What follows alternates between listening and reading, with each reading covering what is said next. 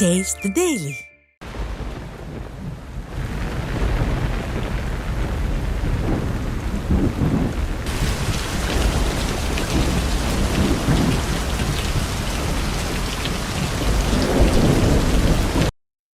செங்கல்பட்டு மாவட்டம் செய்யூர், திருச்சி மாவட்டம் மணப்பாறை, அரியலூர் மாவட்டத்தின் பல்வேறு பகுதிகள் மற்றும் புதுச்சேரியின் அநேக இடங்களில் தொடர் மழை பெய்ததால் பொதுமக்களின் இயல்பு வாழ்க்கை முடங்கியது.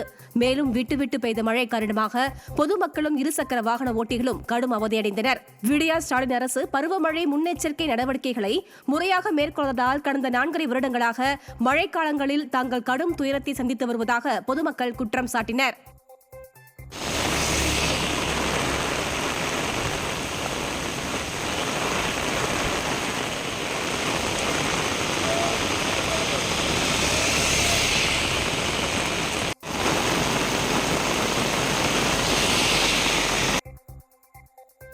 கரூர் மாவட்டம் குளித்தலை மற்றும் அதன் சுற்றுவட்டார பகுதிகளில் மழை காரணமாக பொதுமக்களின் இயல்பு வாழ்க்கை முடங்கியது. மணத்தட்டை, ராஜேந்திரம் உள்ளிட்ட பல்வேறு பகுதிகளிலும் பெய்த மழையால் பொதுமக்கள் வெளியே வர முடியாமல் வீடுகளிலேயே முடங்கினர். இந்த மழையால் வெப்பம் தணிந்து குளிர்ச்சியான சூழல் நிலவிய போதும் சில இடங்களில் மழைநீர் தேங்கியதால் மக்கள் அவதியடைந்தனர். சென்னையில் தேங்கியுள்ள பட்டாசு குப்பைகளை அகற்றாததால் சுகாதார சீர்கேடு ஏற்பட வாய்ப்புள்ளதாக குற்றச்சாட்டு எழுந்துள்ளது. திருவல்லிக்கேணி, மயிலாப்பூர் உள்ளிட்ட பெரும்பாலான பகுதிகளில் பட்டாசு குப்பைகள் அகற்றப்படாமல் மலை போல் தேங்கியுள்ளது. இவற்றை குறைந்த அளவிலான தூய்மை பணியாளர்களே அகற்றி வருகின்றனர். இதனால் குப்பைகள் அனைத்தும் மழை நீரில் ஊறி வாகன ஓட்டிகள் வழுக்கி விழுவதுடன் சுகாதார சீர்கேடு ஏற்படும் நிலை உருவாகியுள்ளது. விடிய அரசின் மாநகராட்சி நிர்வாகம் மெத்தனம் காட்டாமல் விரைவில் பட்டாசு குப்பைகளை அகற்ற பொதுமக்கள் வலியுறுத்துகின்றனர்.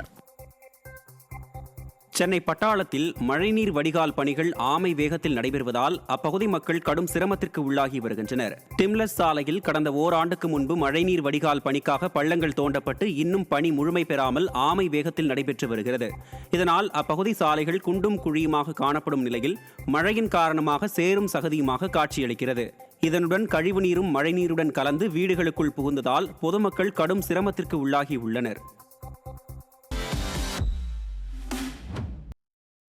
திண்டுக்கல் மாவட்டம் பழனி முருகன் கோவிலில் ஏராளமான பக்தர்கள் குவிந்து சுவாமி தரிசனம் செய்தனர்.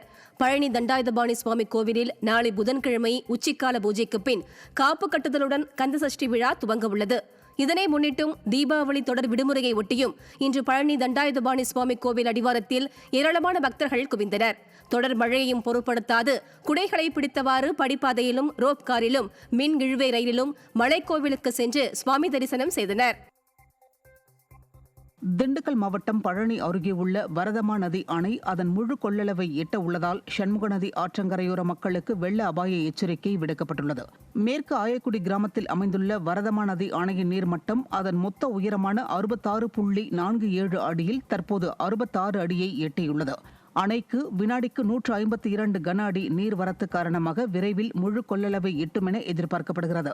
எனவே உபரி நீரானது சண்முக நதி வழியாக செல்லும் என்பதால் பழனி மற்றும் ஆயக்குடி ஆற்றங்கரையோர மக்களுக்கு வெள்ள அபாய எச்சரிக்கை விடுக்கப்பட்டுள்ளது. சென்னை ஆலந்தூரில் பட்டாசு வெடிப்பதற்காக சாலையில் நின்ற சிறுவன் மீது மதுபோதை நபர் ஓட்டி வந்த இருசக்கர வாகனம் மோதிய விபத்தின் சிசிடிவி காட்சிகள் வெளியாகியுள்ளது. ஆலந்தூர் புதுப்பேட்டை தெருவை சேர்ந்த மகேஸ்வரி என்பவரின் 13 வயது மகன் சஞ்சய் வீட்டின் முன்பு தீபாவளி பட்டாசு வெடிப்பதற்காக நின்றிருந்துள்ளார். அப்போது சாலையில் அதிவேகமாக வந்த இருசக்கர வாகனம் மோதியதில் தலையில் பலத்த காயமடைந்தார். விடிய அரசு மதுக்கடைகளை தாராளமாக திறந்துவிட்டு கல்லா கட்டி வருவதால் அப்பாவி மக்கள் நாள்தோறும் விபத்துகளை சந்திப்பதாக குற்றம் சாட்டப்படுகிறது.